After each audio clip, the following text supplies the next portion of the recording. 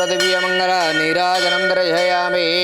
पार्वतीपतये हर हर महादेव शंभो शंकर नमः शिवार्पणमस्तु।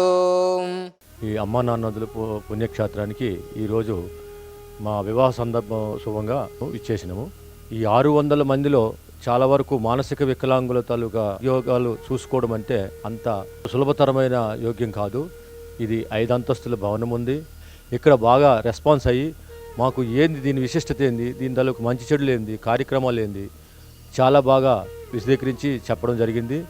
దీన్ని ఏ పామరులైనా మంచిగా అర్థం చేసుకొని ఈ విశిష్టత గ్రహించగలరు.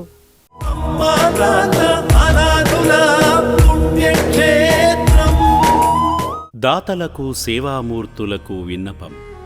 ఈ అభాగ్యుల పట్ల మీ దయాహృదయాన్ని ఈ వీడియో చూడటం వరకే పరిమితం చేయవద్దని మనవి.